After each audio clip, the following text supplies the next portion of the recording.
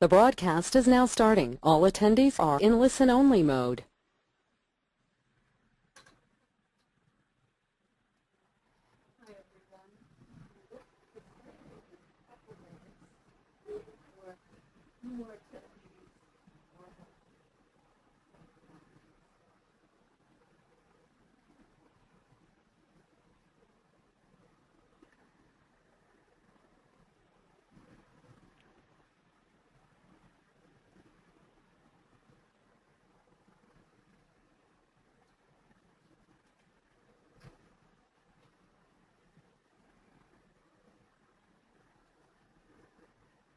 Yes.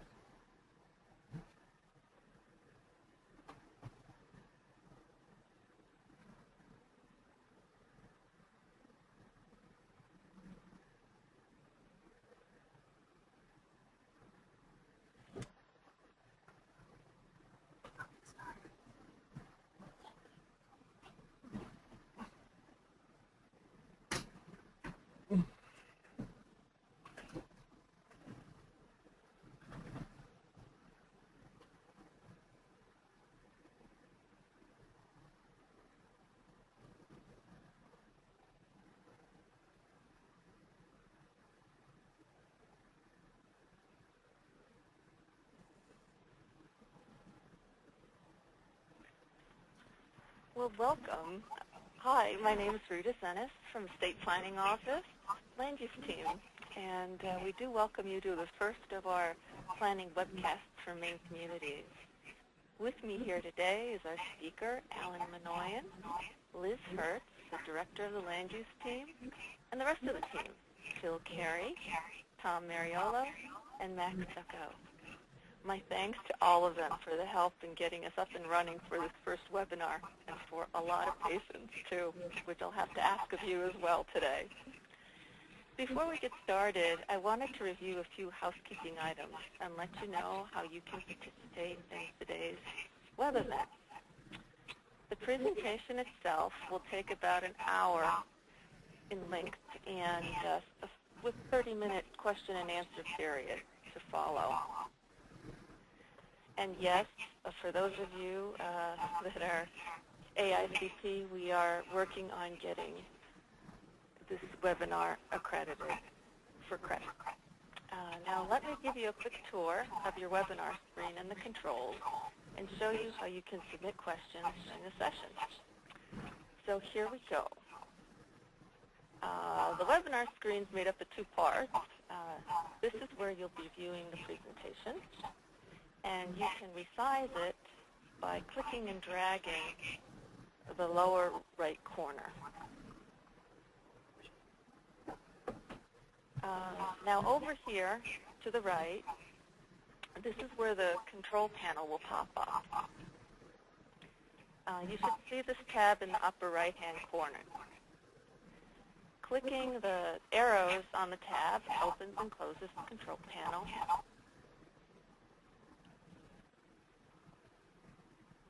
And hang on just a moment.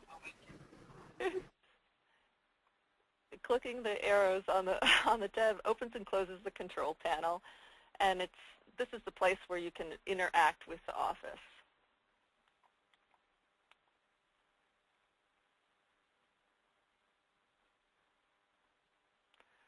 The audio pane provides you with two options. You can link to audio directly through your computer without tying up the phone line using a microphone and speakers. Click on the audio setup to select whether you'll be using your computer speakers or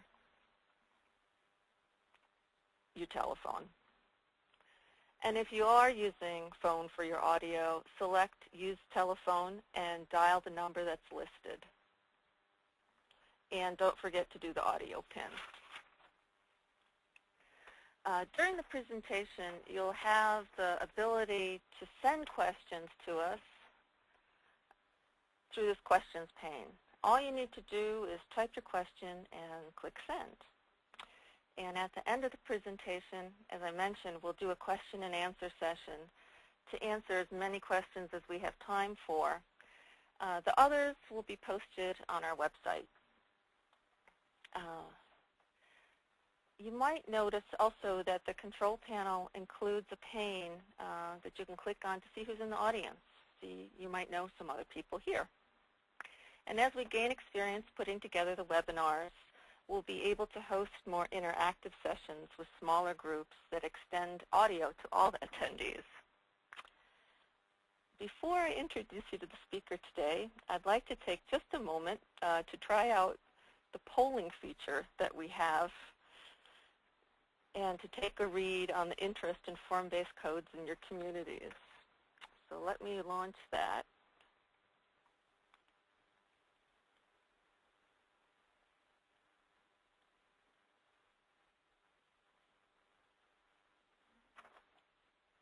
We're getting some votes, as you can see.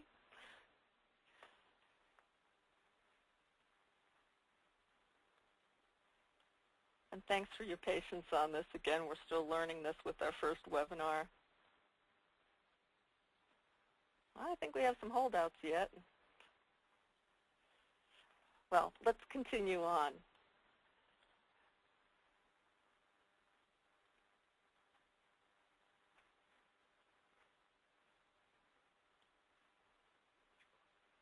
Yes, let's close the poll. And in front of your screen now should be the results of the poll. It looks like, oh, pretty interesting. 70% of you think your community might be interested in one, and 25% yes, and no no's, and we have a couple holdouts now. Well, let me just a moment here.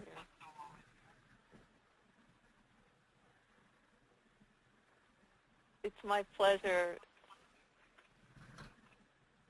It's my pleasure to introduce our speaker today, Alan Manoian, the Director of Economic and Community Development for the town of Bridgton.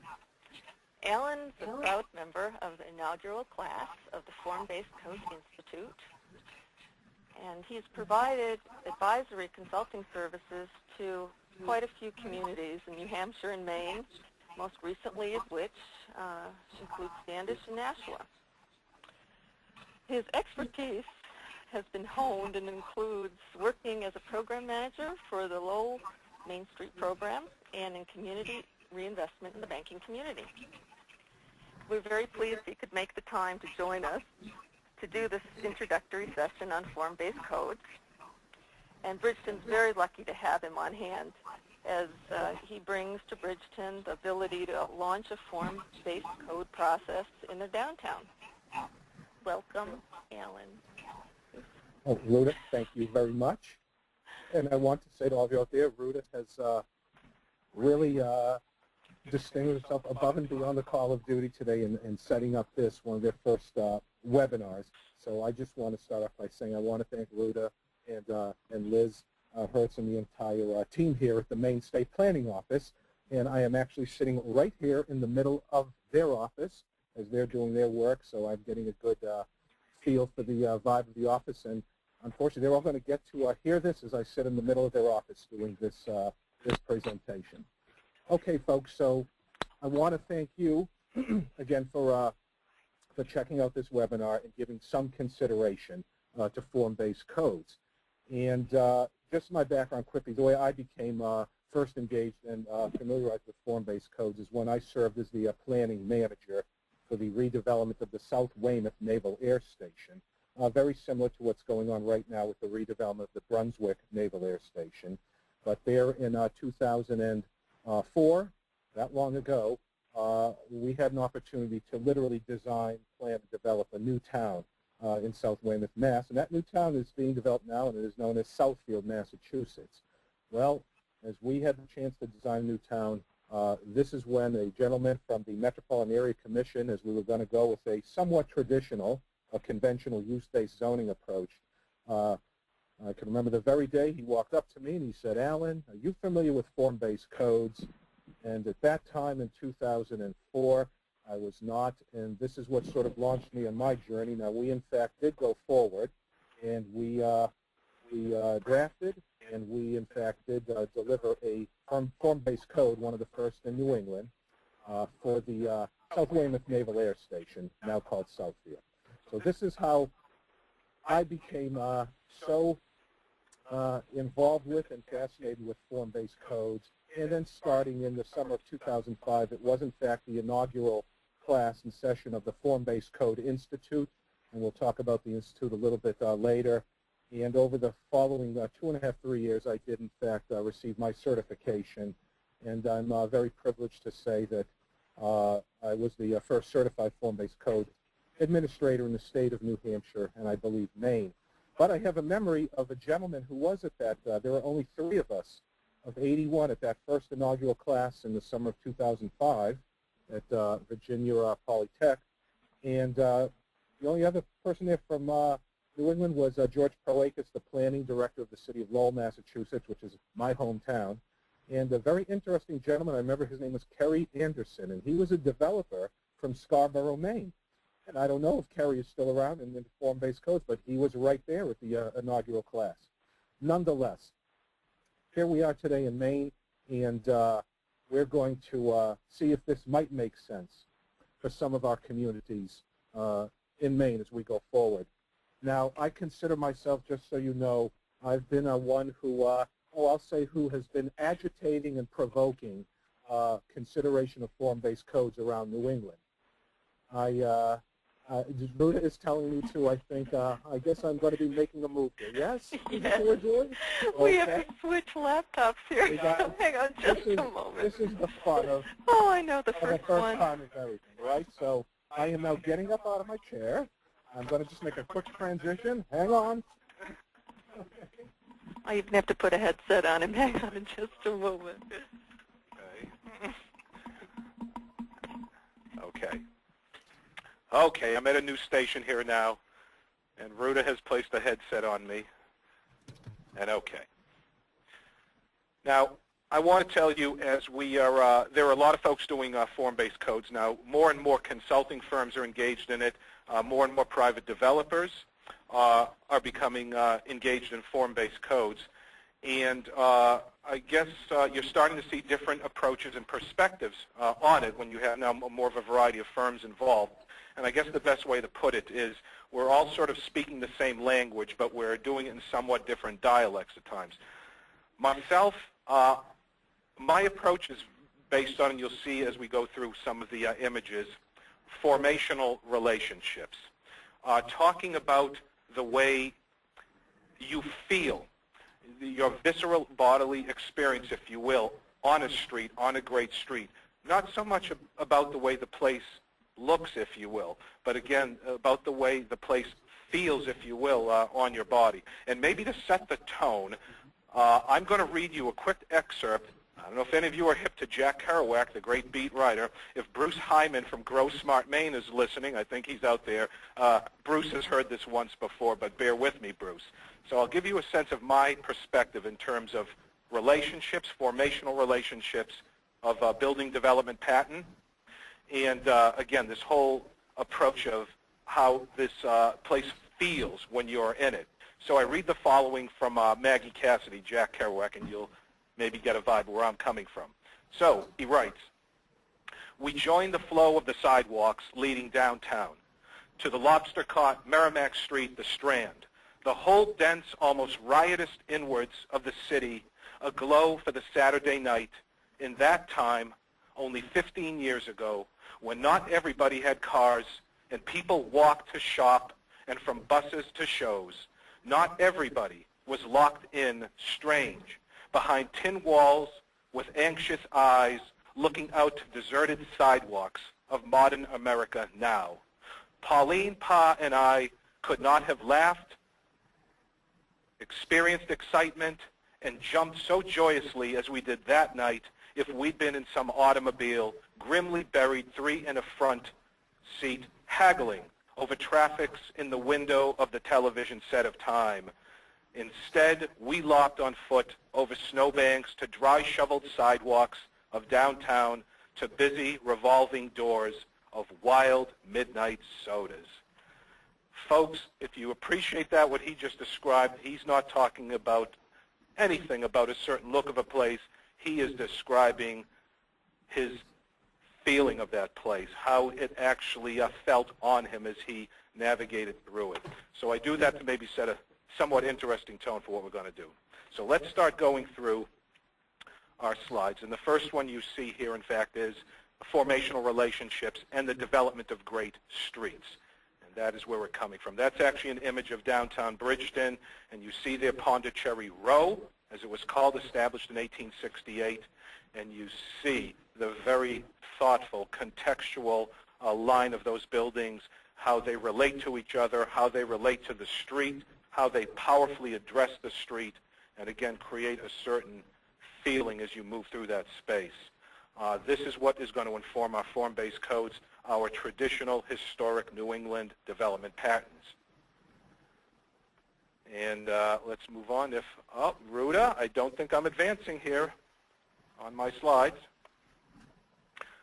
Folks, as we keep working the kinks a little bit here, and here comes Ruta charging out. And I don't know that we're getting an advance here. I think that might have skipped one. Why don't you go back one? Okay. Go ahead. Okay, we are there. I think something did skip there because the second image was the bath. But, okay, let's jump into it, folks. We're going to start right off with giving you just I think we actually are all right. We're all right. Okay, so let's put this together sort of in a universal way. Who is advancing form-based codes right now?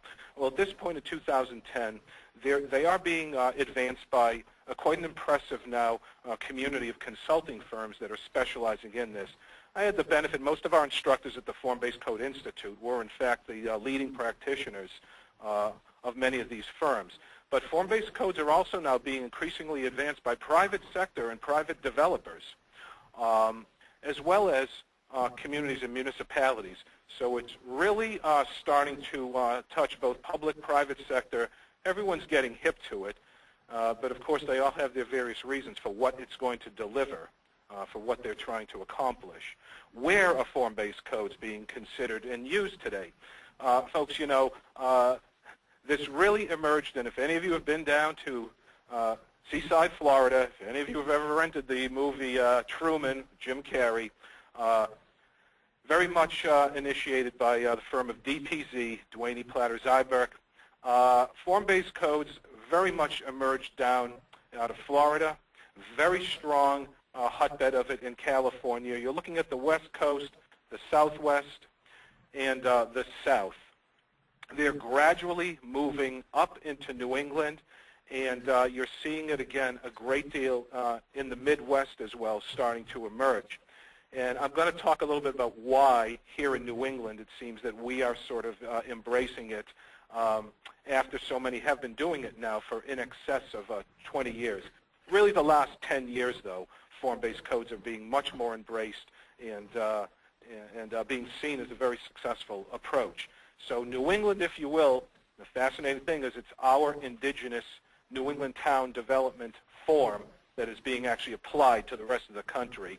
And we're finally sort of realizing, well, we have something actually to protect it the rest of the country is trying to create. Why are form-based codes being utilized? And this is where you get into quite an extensive list of, you know, what is trying to be accomplished with it. Here in New England, a lot of folks are looking at it because, frankly, they're trying to reassert and reestablish the traditional New England character, if you will, that is being eroded in, frankly, many of our inland, rural, and smaller towns in New England. The fact is many of the communities, coastal communities, have been doing a pretty good job at, with their contextual fabric over the past 20 years. But in New England, we're really trying to, I see a lot of folks wanting to use it to, again, try to reestablish and reassert that traditional development form. And that has to do with the economics of place, place economics, communities of quality. A lot of communities are using them, frankly, and in my line of economic development, we're using them, frankly, to create the type of experience, place experience that's going to attract more prospective customers, clients, and employees into our downtown districts, our Main Street districts, and others. And of course, the golden rule of retailing and others is that people don't follow retail, retail follows people. So by attracting in and bringing back the new customer and client base, you are going to therefore attract businesses. Are you wanting me to click? I'm sorry. You stand right there, Ruta. Don't leave me. Ruta's taking very good care of me, folks. All right. Other folks, and the reason that I'm most interested in, especially in these times, the control of taxes and infrastructure costs. Folks, the point here is if we in New England continue, or if we, go down the path of growing in a low-density, automobile-oriented, sprawling land development pattern in our towns, our taxpayers are ultimately going to be bled dry. We simply can't sustain that land development pattern fiscally, and to grow in a traditional New England form, compact, mixed-use, multimodal transportation, using the existing streets, using the existing infrastructure, convenience, all of it. This is what is going to allow sustainability in terms of our citizens and the taxes that they're paying. So fiscal impact is a huge part of this for where I'm coming from. We're doing this also, and this is pure economic development. Folks, Maine here especially, as we are the grayest state in the grayest region of the country, we are in the fight of our lives to retain and attract young professionals here in Maine. As an economic development director, I can assure you, when I deal with corporate locators, company CEOs, and they're considering coming up to me, yeah, they will ask me, they already know the tax structure in Maine, and they're here anyway.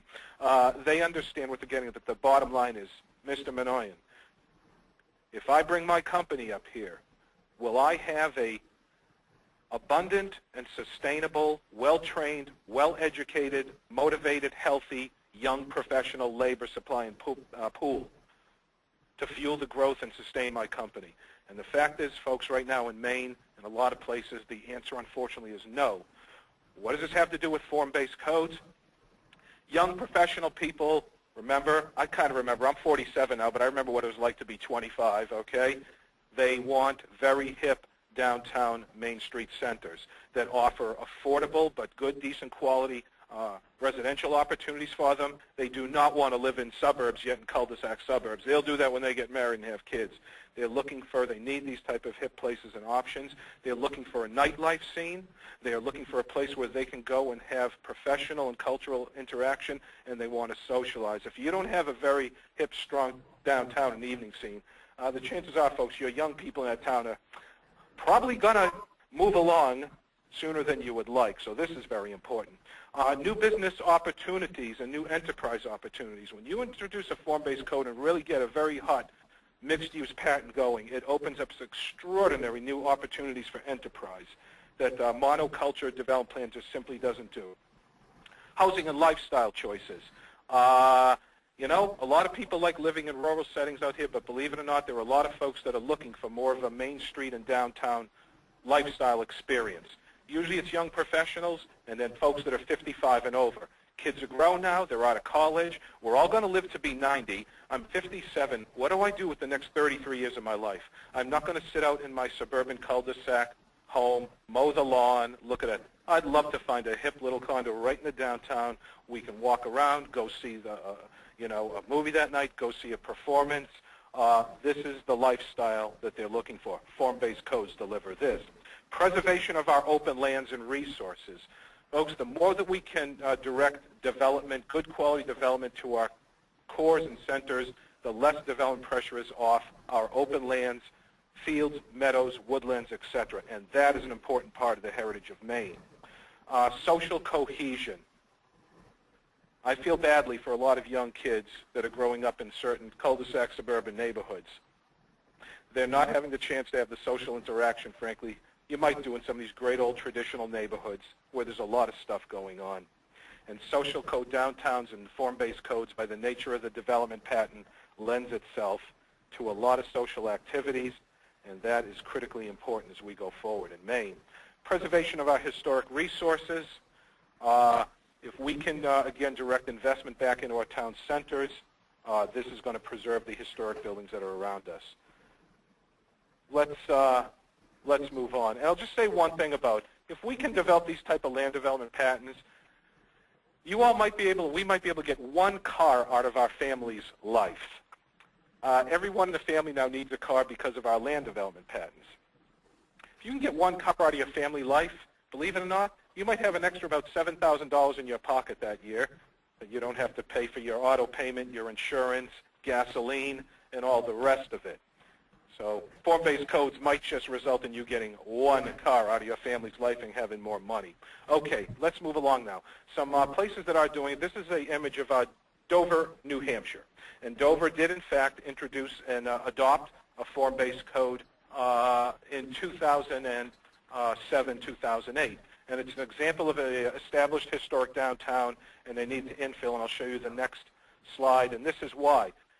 You saw a good pattern there in that first image, but what they have seen, unfortunately, is an erosion over the past 30 years when you see the introduction of this type of automobile-oriented plaza right in the middle of the core of their historic fabric of their downtown.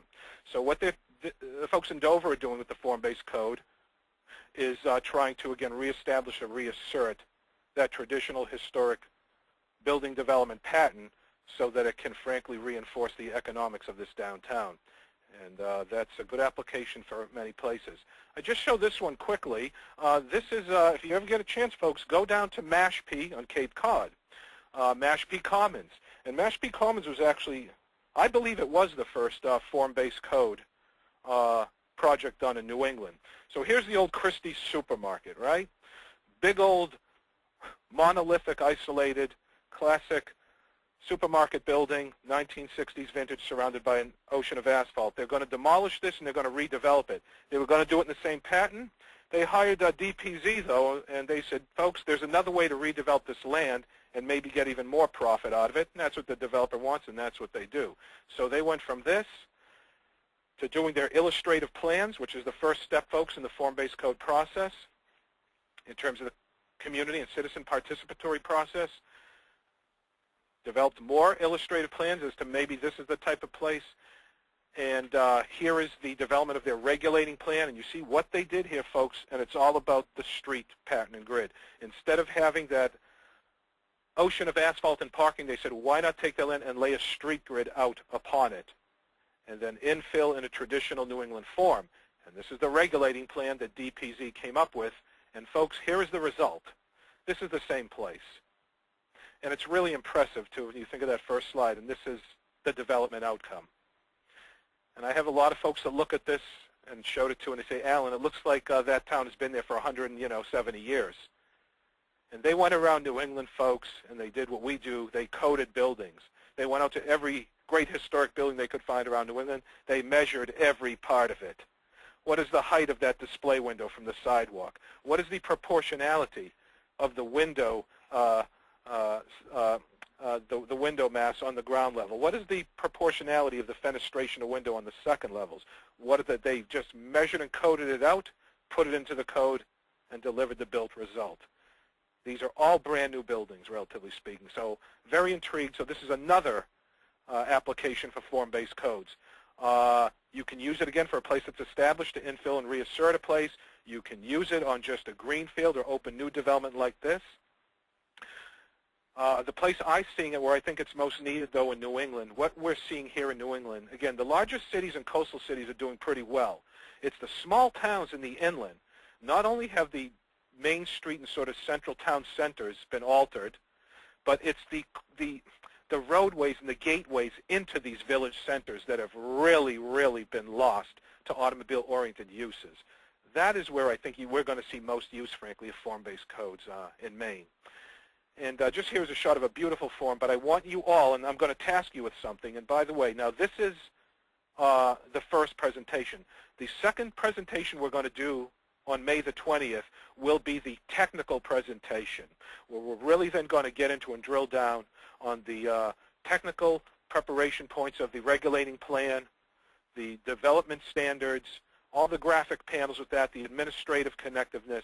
So here you see the Form-Based Code Institute. I would like all of you, over the course of the next few weeks before May 20th to go onto the Form-Based Code Institute website, to click onto resources, and then to go down, and you'll see a pretty good list there of a lot of form-based codes that have been adopted in various communities. I want you to target in, though, on two in particular, one being Farmers Branch, Texas code. It is an elegant code. It is just done very well, and I think it's something that we should use as a model. And the other one is Grass Valley, California. So I'd like for you folks to look at both of those, and we will be drawing upon those for the technical presentation on May the 20th. Okay. Now, here we go then, and this is a neat little shot of downtown Brunswick, the Gelato Fiasco. Great place. So I ask all of you, so if you were sitting there like that guy right there, so how does the street feel when you put it on? What am I talking about? And I want you to equate, when I say how do you feel when you put it on, I think of a good street and when I'm in it, it's very similar to when, you know when you're going to buy a new car, folks, and you're going to go around and look at a lot of different cars, and you go and whatever, and you say, all right, here, and they open that door up, and you sit in that car, and you sit your behind in that seat, and you get your hands on that wheel, and you look at the dashboard around you, and the guy says, so, how does it feel? How does it feel? How do you bodily feel sitting in this? Does it feel right to you? Also, just like when you're out, whether ladies or gentlemen, ladies, when you're buying a nice new dress perhaps or something, or gentlemen, if you're buying a nice new suit, you go out there and you put that on you and you sit and go, how does this feel on me when you put it on? I might be crazy, folks, but this is how I think when I look at streets and urban design. It's not so much to me the look of it, and by the way, this is going to get to the political and legal challenges of this and why it just cannot be about looks. We'll talk about that in a second, but as this gentleman sits there and you look at him at that sidewalk cafe, he's experiencing the feel of the place, how the relationship between what's going on inside that window and the Gelato Fiasco looking out on him, and he's able to look back and relate at it. How he sits there and he relates to the people walking up and down that sidewalk, how he is sitting and relating to the traffic he's looking at across the street, and literally how the thing feels on him viscerally, his body in that space. This is how, in my opinion, you inform a good form-based code. All right. This is an interesting shot. It's something I've used for many years in my presentations. This is Merrimack, New Hampshire. And there is the 1926 Lowell Memorial Library, built in classic revival fashion.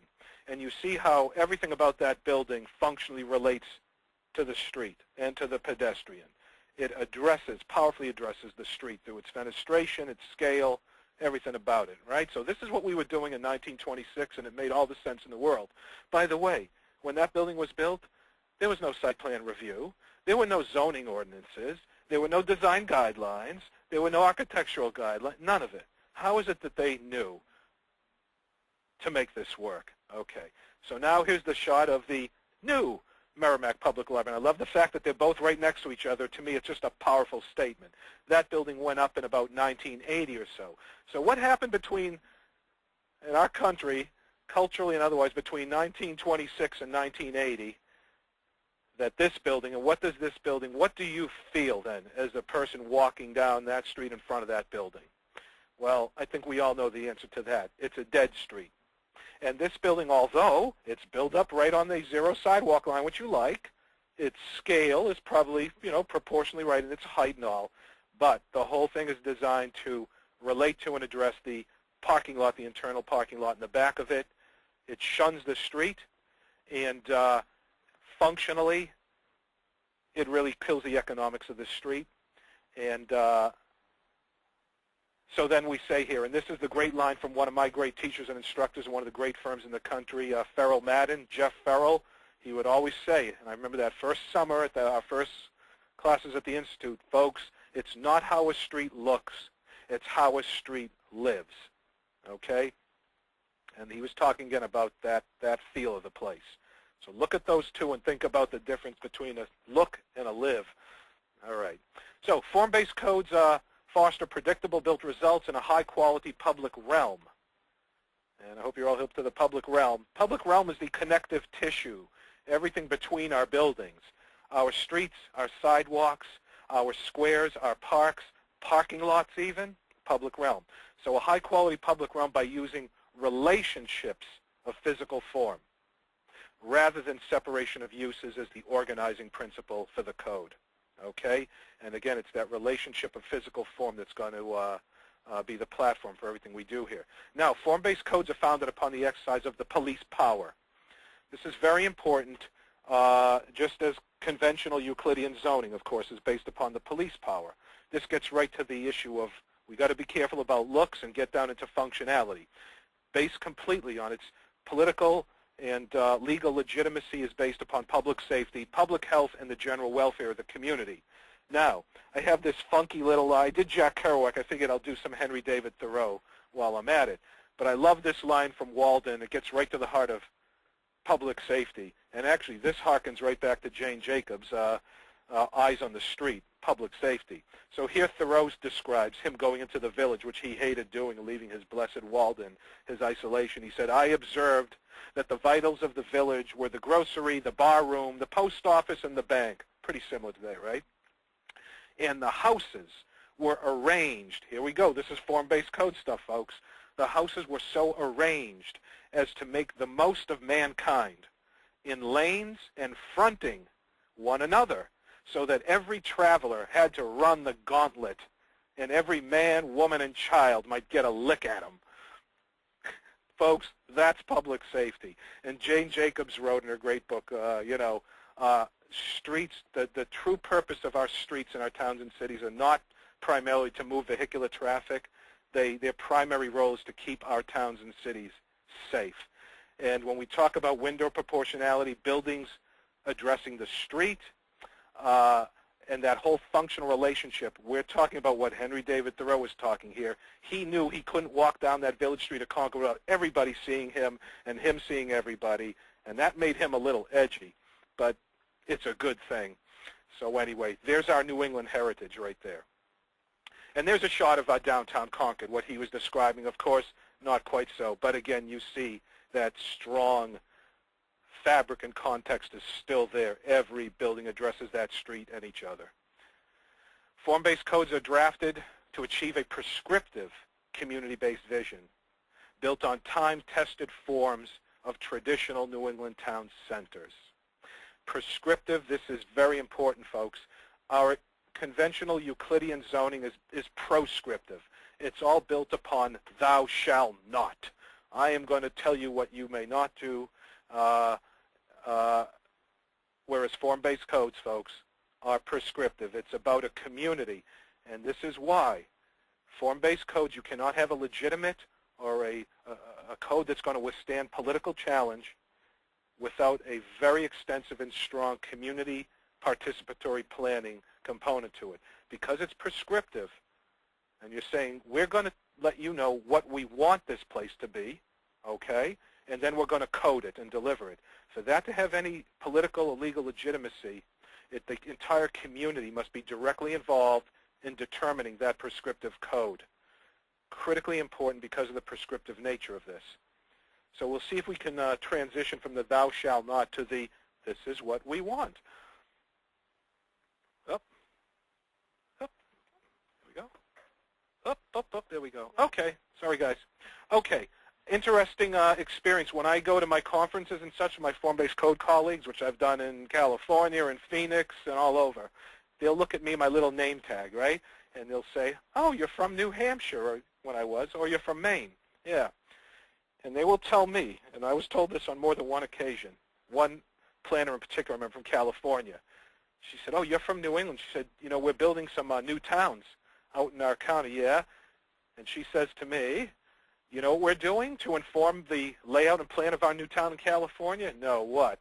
We are going onto the web. We're pulling out the historic bird's eye view maps, which were done for almost every New England town, folks, in the late 1870s and 1880s and 1890s, just like the one we're looking at here of Winchester, New Hampshire. They are pulling these things out in California. They're looking at them, and they are literally templating them, copying them street by street in the building patterns to inform their new communities in California. So this is why I say this is our indigenous gift to the world. It's our inheritance. We have the most sustainable, efficient, enterprising, effective land development pattern in the world, and it's our New England towns, and there you see it with this type of map. This is what, again, is going to inform our process. Here's a couple of neat little quick statements. I think I pulled this out of our counselor from Home from Nowhere, or the Geography of Nowhere. Yeah. Individual buildings are often conceived as solely private, isolated, self-referential objects and capable of generating the public realm. Conversely, our public regulation system of zoning, and this is going to get into why we've been looking at form-based codes, why do we need to do this? System of zoning that controls the growth of our towns has become overly verbal and complicated and incapable of accurately guiding physical form, especially because everything is negotiable. And this gets into, we'll talk about the regulating plan. What he's saying there is, you know, every site plan is its own little negotiating forum. And every site plan has to be hammered out and negotiated out one by one by one. And it all depends on, oh, I don't know, how the members of the planning board or zoning board are feeling that night. If it's late at night and they're getting tired and they want things to go fast. There are just so many difficult factors. This is why we don't get the predictable result where everything works together contextually. Regulating plan will address that. Zoning conflates issues of use, density, and form to such an extent that it has spawned the unpredictability and visual chaos increasingly typical of our New England towns. So again, here's some of the stuff. Here's Henry David Thoreau again, and folks, this is what a form-based code is supposed to do. Just like he wrote in Walden, simplify, simplify, simplify. And I know, and I've gone through, you know, Maine, as I've been here, so many of the zoning ordinances, site plan review ordinances of many towns and cities. And, you know, a lot of great ones are there, but, you know, we have so many layers of stuff on these things. We have zoning, site plan review, subdivision, of course. Then you have streetscape standards. We have parking regs. We have landscape standards. We have design review, sometimes guidelines, sometimes standards, sometimes nuance between, well, one should be interpreted as the other. Architectural standards. We have overlays. We have public space standards, all this stuff. And this is why a lot of developers, just the general citizenry, regular people, they get overwhelmed by this. And this is why, man, oh man, down in Nashua where I worked for a long time, we have land use zoning attorneys, land use attorneys that have built multi-million-dollar empires and fortunes on, oh, you have to hire me for this very basic little development, you know, on the street because, you know, it's too complicated for you to understand as an applicant. This word can be interpreted this way or this way. You might have to know, and it's just, my goodness, why has this become? Well, we're hoping that form-based codes might be able to simplify this process. A good form-based code should be no more than 30 pages long, and its technical presentation is visual, graphic, illustrative, instead of heavy legal-based text, which really just, again, makes things tough. But in all these instruments we're using and approaches to try to get at the same thing, which we're doing, good quality development, you know, great streets and all, they all reference, when you go through the different towns, character. And I love that word, the New England character we're all trying to get. Compatibility, consistency, harmony, appropriateness, all those words. If we can show that visually and graphically through a form-based code, I tell you, the delivery will be much quicker. Okay, and I'm already going too long, and I thank God Ruta is here to keep me going. All right, a functional disconnection often exists between our New England master plans, visions, our use-based zoning regulations, and process. There is a disconnect there for many, not all. What's the predictable built outcome of a traditional New England character? This is the thing that's tough to deal with without a form-based code, in my opinion. Now, the regulating plan is the regulatory foundation of the contextual form. Regulating plan is, in a practical sense, a comprehensive site plan. And folks, we're not talking about doing a form-based code for the whole community, the whole town or city. We're not ready for that. Believe it or not, though, they're doing it in Miami. Miami, the whole city of Miami just went form-based code, the whole thing. What I would encourage you all to do is to select a certain district or corridor. If you want, if you will, sort of, you know, road test road test a certain street or area. Do it as a little model. That's what we're talking about. Regulating plan, again, will serve almost as a comprehensive site plan, flexibly designed, of course, for the unified district community. This is why, if you have a regulating plan, everyone doesn't have to go in and battle out that negotiative site plan after site plan after site plan individually. We're talking about the de-escalation of unpredictability, contention, risk to investment, process cost, volatility of negotiations, and seemingly unnavigable complexity. You know, here in New England, when we talk about, and I've seen this in many communities, we say, oh, there's going to be a new development there. People get very worried, and they sort of get, and in many ways, we've lost the trust of the public because they don't know anymore. It's like, well, what do you mean by development? What is it going to be? What is it going to look like? And you have to say, well, that all depends on the floor to area ratio, on where the building might sit. We don't know. We'll see. This is what makes people crazy. Here's the land use map. No land use map in form-based code, folks, regulating plan. Land use map does not get to the fine-grained site specificity you need. So we're talking about a regulating plan. This is the regulating plan for Peoria, Illinois, and it shows you, folks, there's a fascinating menu and a broad range of regulating plans. Many of them look different, and everyone has their own style. And I have my own style with them, the way I sort of do them. But here's one example, and this is based upon street types. And we'll talk about street types, frontage types, etc. This is another regulating plan. You see, very different, but accomplishing the same thing. And this is where we say we're speaking the same language here, but in different dialects. This is the regulating plan for the Bay Area Rapid Transit TOD district. And again, you see under there, building type coding by street frontage. Okay? And then this is, and I'm sorry, this fuzzed out a little bit, but this is the regulating plan for Ventura, California. An excellent regulating plan. So just to give you a sense, now, folks, in the technical presentation on May 20th, this is when we're really going to drill down into these things. Land development form is to be delivered through a contextual assembly of streets, blocks, and buildings. I think we get all that now. Here's a great shot. I love using this one. Ruta really loved this one, too. The required, folks, we don't have setback lines in form-based codes. We have build two lines, and sometimes called required build two lines. I like build two lines. Here's this neat shot, though, of Pondicherry Square, and I show this because we want buildings to function and address the street powerfully in the same way as you see these gentlemen lined up presenting themselves in an orderly road, powerfully addressing who they are looking at. And you look back there in those buildings in the same way, and those buildings are doing the same thing those guys are doing. It's about sort of a powerful presence of addressing the street in a very contextual unity of strength form. So in the form-based code, folks, in terms of the buildings, we'll be talking about build two lines and not setback lines, which are vague, and that's what results in unpredictability. So our form-based codes are highly illustrative, visual, graphic, and technical presentation, concise, user-friendly, perhaps, I said perhaps, no land use lawyers necessary in order to make practical sense of the text-based litigious nuances of the conventional development process. My God, Ruta, where did I come up with that sentence? Project application review process. I hope you get what I'm saying. Clear the clutter. Clear the clutter. Simplify, simplify, simplify. Overlays, guidelines, special districts, performance standards, interpretations, all this. We're going to try to clear the clutter. The hand of the place. I'll save this one for later. Okay. The hand of this place. Salem, New Hampshire, Route 28. Feel that place, folks. Feel it. Downtown Newburyport, Massachusetts. Feel that place.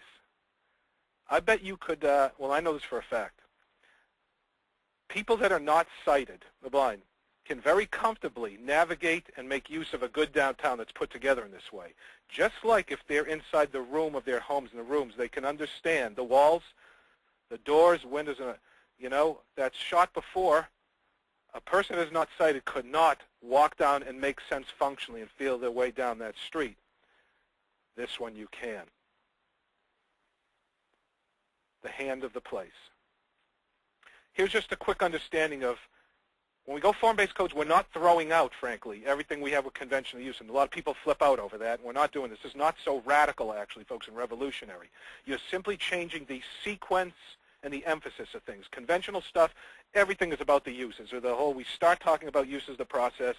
That's where most of the time goes, of putting all that together. Then you deal with administration, and maybe at the end we'll sort of talk about, all right, now how does the form work into this, public space standards, that whole feel. Form-based codes, folks, the whole process starts with the form, meaning that the public space and public realm is not residual in the process. It's primary. You start with that, and that's why, folks, do not engage in a form-based code process if you're not prepared, you don't have the means and resources or a strategic plan to introduce the public amenities necessary to make it work. If you don't have good shared parking areas, good on-street parking, good sidewalk connectivity and all that, don't attempt a form-based code. It will not work. So you've got to address all that stuff up front and then work it through. Then administration, and then we'll talk about, uses are sort of at the end of the process. Here's a good example of Freeport. Good public parking, the large fields, but excellent connectivity, and that's what makes it work in a place like Freeport. On-street parking is absolutely fundamental. It's a shot of Bath, downtown Bath, Maine. And on-street parking makes the economics of the whole thing work. And by the way, if you want to have good sidewalk cafes, believe it or not, you need on-street parking, which creates a proper buffer of the intensity of the roadway. On-street parking means everything with form-based codes. Methods of deployment now. Where does the code live? And this is, folks, we're going to get into this heavy in the technical presentation on the 20th. But here are your choices. Do a mandatory code, and it's completely freestanding. It's a freestanding document, okay? It's separate from your current zoning ordinance, from your site plan review ordinance. It's a freestanding independent code. Very powerful, very clear, but again, has its advantages and disadvantages. Or you go mandatory code and integrate it into your existing code. This is what was done in Standish. This is what was done in Dover, New Hampshire. And again, it's advantages and disadvantages to it. Optional code, a parallel code. This is when you lay out a form-based code, but you keep your existing code, and you literally tell the developer applicant, you can choose either one. Now, to do the optional, you better have some good incentive reasons for them. Why should I do the optional parallel then? And that gets into other benefits. We'll give you more density. You can require less on-site parking for you, and the rest of it. And then floating zones, which we won't worry about today. Organizing principles. These are the codes now. Which way you want to go. You can either go by street type, frontage type, building type, transect-based codes, or modified transect. I would encourage all of you here in New England, we should really be looking at street type codes and frontage type codes. And again, May 20th, we're going to really drill down deeply into the distinction of those. Here are your code elements then. Start off with your illustrative plan, which leads and informs the development of your regulating plan. You are going to want to do some streetscape standards, and it all depends on the degree of that. Then your development or building form standards. And those development and building form standards, just like the streetscape standards, are keyed to your regulating plan. All right, so an applicant would look at that regulating plan and say, all right, I want to develop something on that parcel. Well, all right, sir, on that parcel, you're sitting on this particular street type or frontage type based on a regulation. So then that person will get, okay, let me go in my code then to my illustrative panels on that street type. What are my building form things? And it's really nice and simple and easy. Then administration. I don't want to, administration is, boy, you've got to have good people doing it because all this has to be woven in and integrated into your existing framework. And the administration, although the rest of it seems interesting and stuff, boy, that's where the rubber really meets the road. And then finally, your definitions. Additional elements, you can do architectural standards and signage standards as well, and that depends on the community and what you want to do. Okay. Whoop. Up. Okay, and then going down, when you have your building or development standards, these are the 4 panels. Again, we'll get into this on the 20th. Very simple and straightforward. And these are done with illustrative panels again. Your building height, so on this particular frontage type or street type, here's the building height. Here is the building siting or placement. Building envelope standards, which gets to your fenestration, meaning on this street type, we want to see 70 to 90% window proportionality on the street level. Second level, we want to see maybe 40 to 60%. We want the building to address the street. All those basic things, but all laid out beautifully, illustratively, and graphically along with text. And then location of the parking itself. This is the only setback line we have in form-based codes. There will be a parking setback line. And that line will be usually about 20 feet back or so from that sidewalk in front of the building, because the point is, which we're all trying to accomplish, we don't want to see parking lots in our town centers or downtowns between the sidewalk and a building. Okay? We want to see that parking behind the building or on the side of the building working beautifully. And then finally, your uses. So, relationships, functional relationships. The way someone walking by on this sidewalk, and this is the old port, is going to actually relate to those two women sitting in there, the way they're going to relate back out to the street. It has all to do with that window proportionality. Folks, I challenge you, walk around any historic downtowns. If you go to the true historic building, watch where the bottom of that display window will land on your body. I will almost promise you it will land somewhere right above your kneecap and right above your hip. Over and over and over again. How did they know that from all New England communities that was the right way to do it? But it's all these things that will be woven into the form-based code. Again, this neat shot in the old port, and there are these people, because of that window proportionality design, the context, it seduces them to look in that window. There's the economics of place, folks.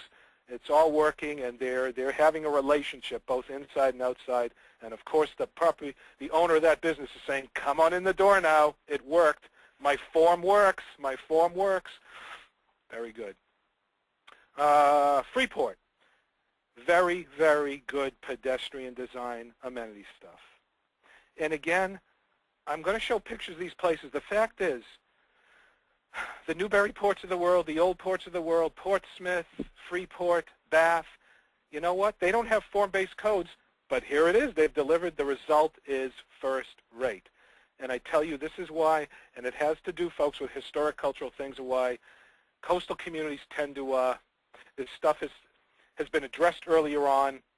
They've gotten it together very well, and it's working. They don't necessarily need a form-based code because they have a good product here that's been delivered, but they may want to think of it just because of the ease of it. It might make, now that you have the established form, it may make it easier to deal with as you go forward. Again, I believe it's the inland towns, the smaller and mid-sized towns, the towns on our inland waterways and riverways that are really going to, really need the form-based codes.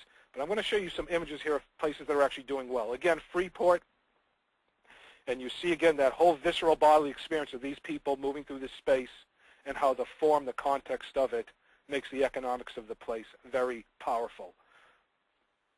Kennebunkport, this is just, I like here you see a very good combination, and a lot of people look at form-based codes, and those of us that are new urbanists say, so you just want cars out of our lives. You just want to, this is anti-car.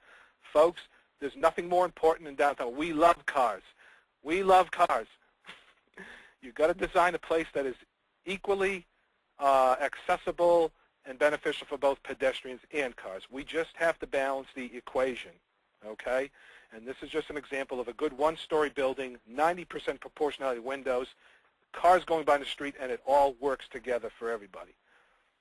And I just love this shot because you will not find a narrower sidewalk anywhere in Maine than that one right there, but it all works quite well. I want to show you this shot quickly of my downtown Bridgton. I have 7 minutes left, folks. Here we go. This is downtown Bridgton. I just want to give you an example how these things can still happen today. This is the magnificent Magic Lantern Theater. One of the construction material, the interior, folks, you will not find a finer theater anywhere. You come to Bridgton and go to our theater. It's magnificent. Built, though, in 2007 or so, 2006. Best of qualities. The gentleman that did it is one of our blessings of Bridgton. It's all, but folks, what you're seeing here is a massive movie theater with its back turned to the street. The elevation you're looking at is the back service entrance of the building. The main entry to this thing, which is out of the pictures on the internal parking lot inside. Folks, I challenge anyone to find me a downtown movie theater with a marquee. The whole thing doesn't orient powerfully to the street and open up to the street. Just like the marquee, that movie theater is opening its arms to you on the street saying, come to me. Here is one. It's done. And this is really, folks, making my life difficult in downtown Bridgton to create the type of economic vibe I'm doing. And I asked my planning board, how did this happen? Why? And none of them did it intentionally. They said, oh, Well, Alan, we were just sort of looking at the plans, and we were just thinking about that building. Folks, they were thinking of a monumental, isolated building. They did not take the context of it, and here we have. And it's making it's hard on his business. So there it is. And there you go. And by the way, he did do his little canopy and try to set up a little cafe. There you see those little tables to make it. No one sits at that cafe because no one wants to sit on a dead wall like that. All right, just an interesting example. Here's a quick example from Standish. This is one of the brand new churches. And again, I challenge any of you to find me a great New England church, the great white wooden Protestant New England churches, right, that define our commons and squares. They powerfully address the street always. That's the point of it. Here's an example. They turn the church to address the important thing, of course, the internal surface parking lot. And I remember I showed this image at one of the sessions in Standish, and they also looked and went, oh, yeah, you're right. So it's fascinating how just gradually these things can happen, and you don't realize it. A form-based code will assure, all right, that these things are done better in terms of the context.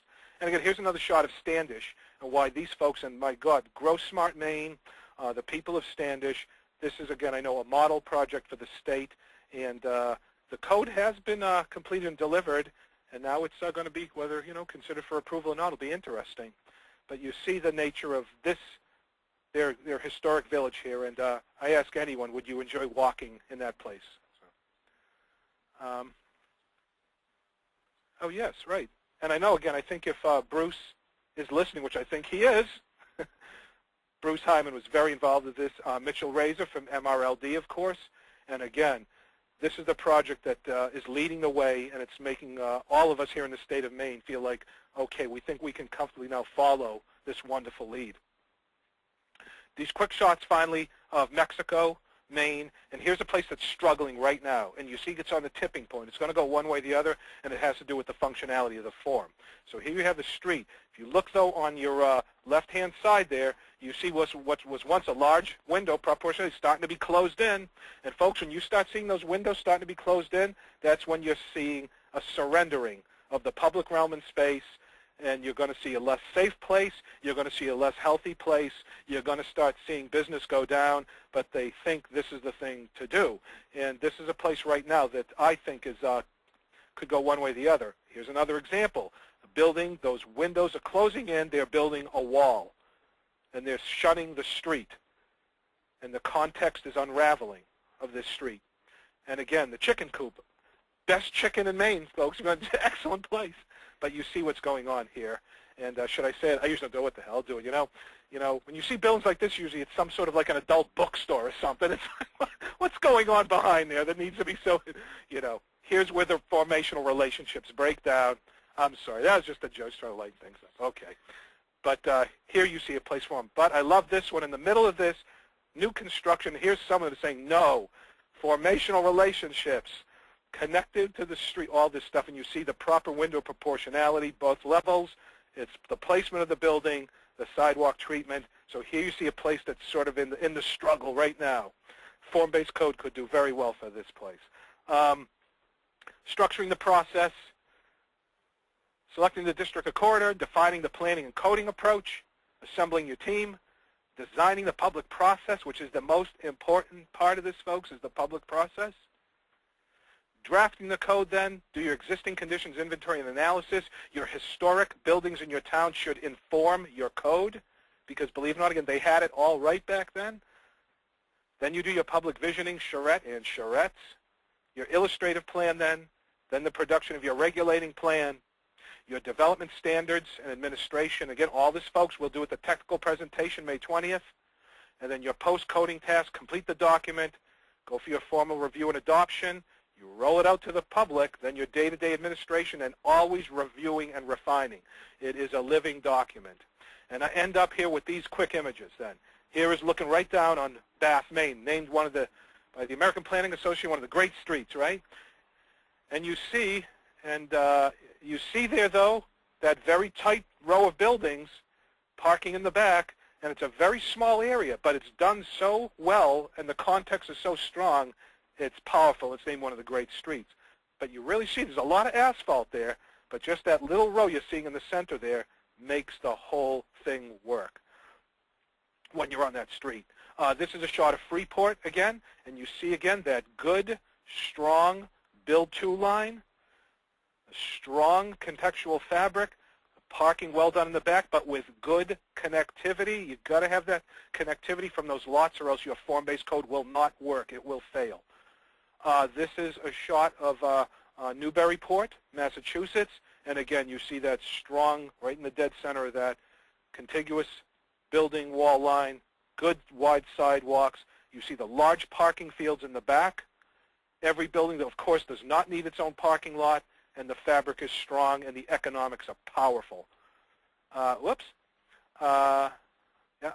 Rockland, which I know Rockland's doing fantastic, is really coming on strong, very well. Again, you see right in the dead center, folks, that strong, good line. Good parking in the back. This is why it works. This is a shot of Northampton, Massachusetts. Very connective, extensive street pattern, but you see the same form going on. Camden, Maine, and again, a very small little area. When you look at it, compact, but boy, when you get right down, you come down that nice big hill, right, when you're heading north, and you get on that bend, and there that wonderful row assembly of buildings lines up, and you just say, wow, pull the car over. We got to spend some time in this place. And isn't it funny, Ruta, when you spend time in a place, you spend lots of money? Fascinating. But you see the good parking in the back works, even though it's a very small, compact area.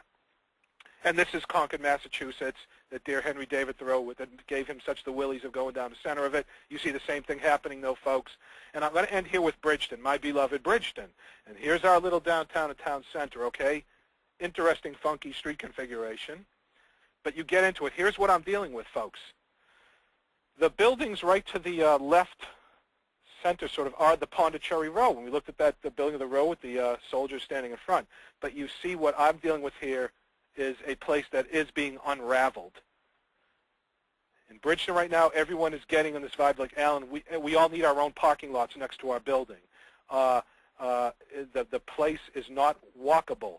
So this is why we are introducing our form-based code. We did our first presentation 2 nights ago, and we desperately need it because you see, folks, what is happening here. It is an unraveling of the fabric. And this is why, I'm sorry to say right now, downtown Bridgton, you walk down it even in the summer when everyone's up here and all, and people simply are not spending time. They are driving here. They see it. I'm going to downtown Bridgton. I'm going for this one thing in this one place. I'm driving down there. I better be able to park right next to the building I'm going to, or else I'm not going to go. I'm just going to move on. And then I'm going to get out of my car, go into that place I'm going to, do what I'm doing, walk out of that building, get in my car, and that was my downtown Bridgton experience. So keep your eyes on us, folks, in Bridgton with the form-based code because we have our work cut out for us there. And then I end with this. Vision the place. Design the feel of it. I didn't say the look of it, folks. I said design the feel and code it. That is when you boil down the whole form-based code methodology and process. But when you vision that place, it needs to be your entire community prescriptively, or else it has no legitimacy. Everyone has to vision the place. You design that feel of it, be informed by your historic building patterns, and then you code it. And here we end with the real technical presentation. Now we're going to really drill down then into the codes. May the 20th, noon to 1. Be there or be square. And I want to thank the Maine State Planning Office. Ruta Zenes, I want to thank all of you for affording me the consideration to jump in on this webinar.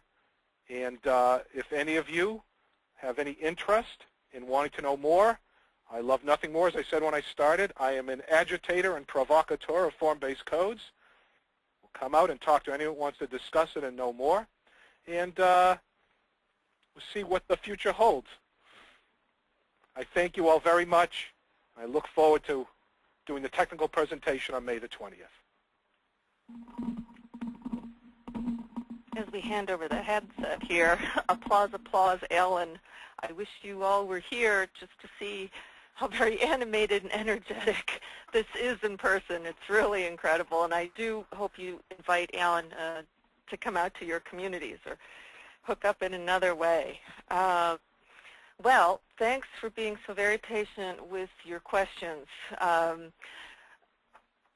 as we expected, there were some technical difficulties. I'm going to have to open up the panel right now to see, excuse me, Ellen, the questions that have come in. I'm sorry we haven't been able to get to them sooner. So let's take a look here. Just a moment.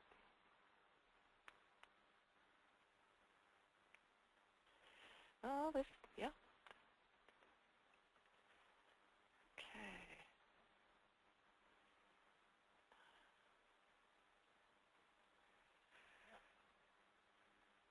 Okay, can you? So we have here, right? Yeah, Okay. we're going to share a mic here. Right? Okay. Cool. Okay, so I have a question here, right? It says, where form-based codes are concerned with form and not use, how do you control use through form-based codes for uses that would not be appropriate next to each other?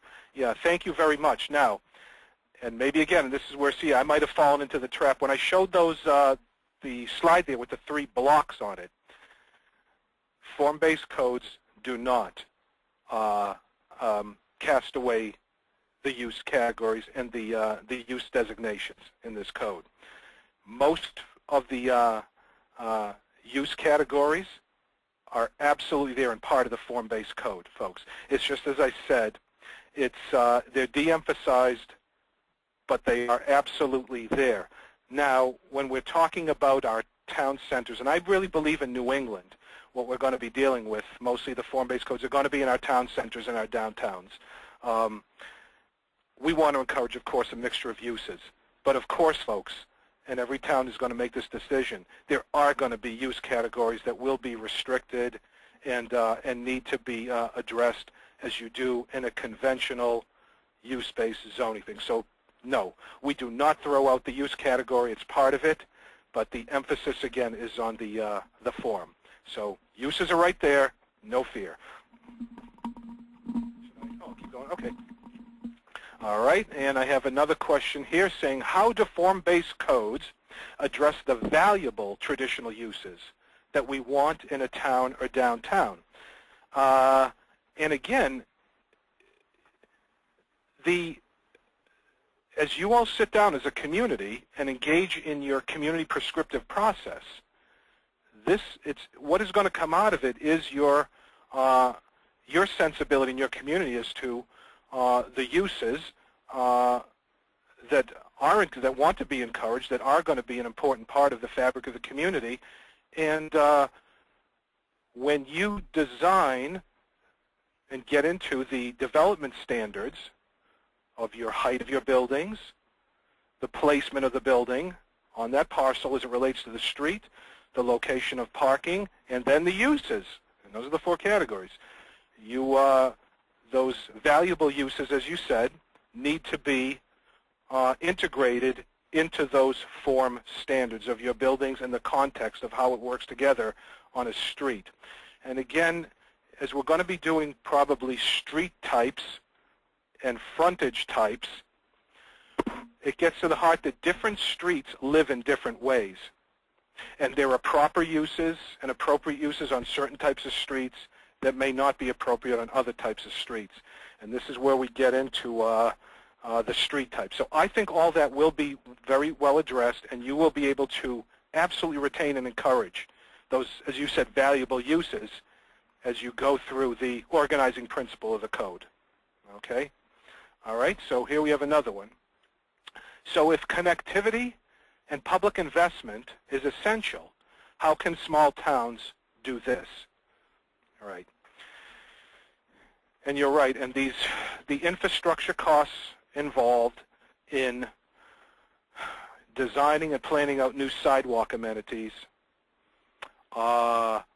in planning and designing out public and shared parking amenities, and by the way, the thing that I failed to mention here in Maine in our small towns, our wastewater capacity, whether we're dealing with septic, which is going to very much dictate the form of many of our streets, whether you have a wastewater system or if you're on septic, that is going to factor hugely again, into if a small town, frankly, has the financial resources and means to deliver it. And you're right. And all I can say is for small towns, it's going to require long-term planning, capital improvement planning, but I encourage also to pursue rural development grants, community development block grants, and this is what we did in Bridgton. We built our new parking lots we needed with community development block grants. And you're going to, frankly, need some good grant writers, and you're going to have to try to tap into long-term financial resources that are there. There is no easy way out without finding the financial resources for these amenities. So it's one of the challenging factors in this. But the fact is, if you're going to have buildings close together, close to the street, and to try to create a walkable, pedestrian-oriented environment,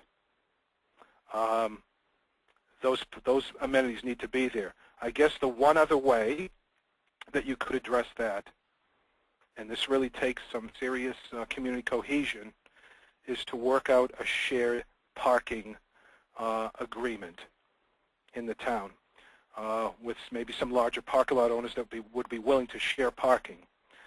So difficult, challenging stuff, and question well appreciated. Okay, the next question I have here. When the town defines the road network or regulating plan, who pays for the public spaces and roads, and do we prescribe that these must be public rather than private?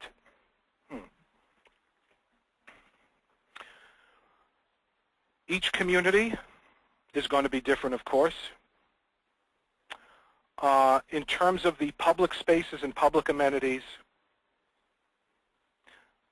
the cost of that should be borne by the public, by the town or community, by the county, or other, again, resources and ways to make that happen.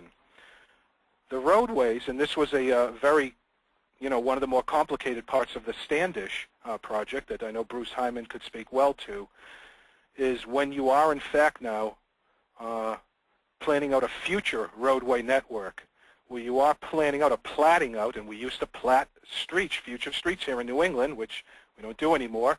We sort of wait for developers to do that, and we react to it. I think you're going to see, I think the preponderance is going to be, you're going to have private developers, okay, that are going to probably be driving and bearing the cost for a lot of these, of the new roads, if you need new roads, that are going to be laid out. But I would encourage you, as we have done in Bridgton and other places, to please, please investigate and consider the adoption of a TIF or tax increment finance district right within your form-based code district. And hopefully all of you understand what the tax increment finance district is. And basically what it is, when new development comes in, and if I say I'm a big developer and I want to build a couple of great new buildings here on what I'd like to branch off of your main street here and sort of start laying out this new connective street network. With the tax increment finance district, the new development that happens, you capture the value that is created by that new private development, and that incremental escalation of value, instead of capturing it and putting it into your general fund to pay for, whatever, police or plowing, whatever, that new added value from that new private development then is directed right back into the public upgrades of that street and development. I think the TIF, the tax increment finance, is absolutely critical when you do your form-based codes here in Maine. And again, they've been done quite extensively, and there's lots of good models to draw on. So you have to, I think it's the private developers that you're going to see funding a lot of those new roads, but with the TIF, there's you find your public-private partnership, and that's where you'll have your most success. Okay, next one here. Please visit Camden, Rockland, Belfast, and Dameriscotta for movie theaters oriented to the street. Yay! I love it. That's right. That was Jane LaFleur, right. I know. And I think someday, because I think our movie theater in Bridgton, they do realize that it was not in their business interest, and we're going to try to find ways to make what is now the back of the building, which is going to be interesting and tricky, the new front marquee of the building. But I am actually going to be on the road doing some more photography of downtowns over the next 2 weeks, and I will make a point, Jane, of photographing those movie theaters and making sure that these things don't happen again, right? Here we go. But very good, and thank you for making me aware of those communities. Excellent. Is that, yeah, I think that's it. All right, it looks like that's the questions. But again, I think, folks, on the technical presentation on May 20th, and we're going to keep a record of these questions. When we get into the more technical depth of this, I think we'll be able to address in more specificity these very good questions that are complex that I gave some pretty overly simplistic answers for here. So let's really drill down into these questions when we do the technical presentation on May 20th as well. Yeah. Okay, I think we're all, I'm going to hand back to Ruta now. Thanks, everyone, for attending. What a great attendance we've had today. And we're looking forward to Alan returning in May. But, you know, if you could get a hold of me through my email or phone me with your ideas for other webinars that you would like to see the State Planning Office produce, topics that you have in mind, or even topic areas where there's question and answers needed, please do contact me. This session is being recorded, and there'll be a link posted on our website on the Land Use Team's homepage where you can access it, and the same will occur with all the future webinars that we produce so that you can pass them along and share them with others. Thanks again for being here and for seeing us through this first production with all of its quirks here and there, and we look forward to seeing you soon. Bye-bye.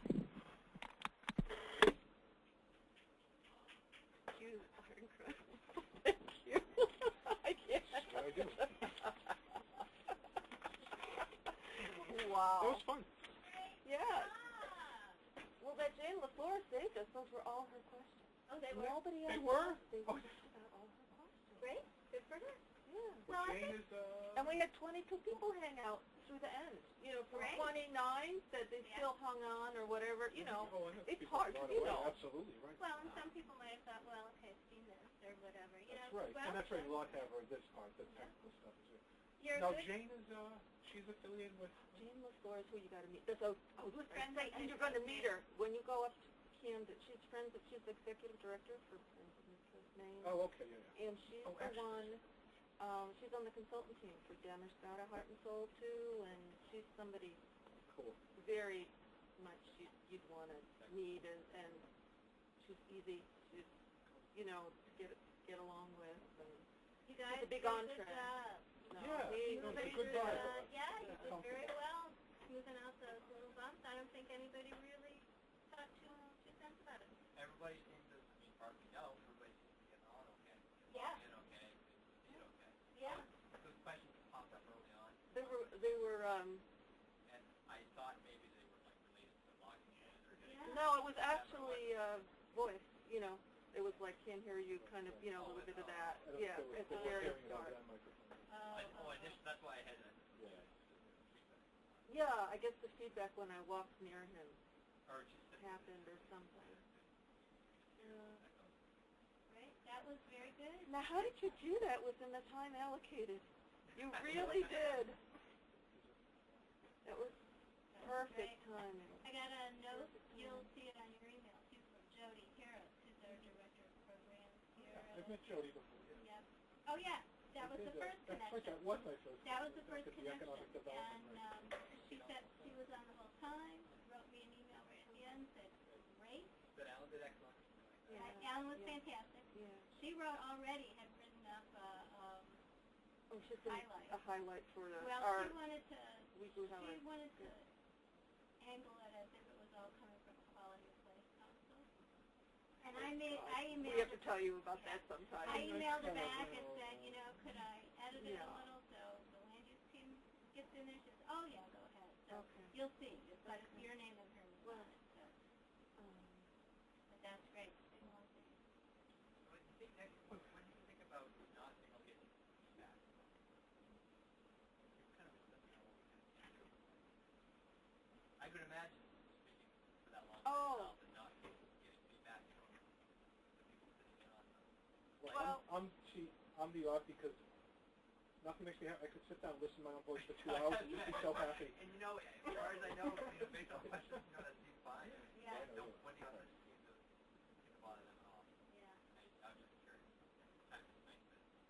Well, the next It is, 'cause it session, breaks the it up. today's That's what session, gives it that's right. we will play with unmuting people and stuff like Yeah. that. But And it might be more so have because that we right do the question. technicals. I can picture it was really going to tell that. Yeah. I'm going to say, wait. I want to Yeah. answer what. Yeah. So right. Yeah. So we'll have to do a dry run. On the web, doing the webinar, can you unmute attendees? yes, Okay. but it's one at a time, and I just, we'll do it next time because then they'll have, who's in the audience next time. I think that Already. is a great inaugural webinar. Good, well Wow. done. Thank you. Yeah. Yeah. Yeah. Yeah, the pictures were good. The you know, pictures your- were great. Yeah. That was the biggest. Yeah, once you got into pictures, that Usually really. my presentation almost. And I'm sorry all we missed your images first that I did. picture. Oh, do we want to send an email to the people who were on, I'm giving them the names of the two Yes. codes that you want them Yes, to look the at? homework. I'm going to Yeah. do that, and for the Yeah. May 20th people And to, for the May to 20th see this, people, too. the link to this, Yeah. and Great.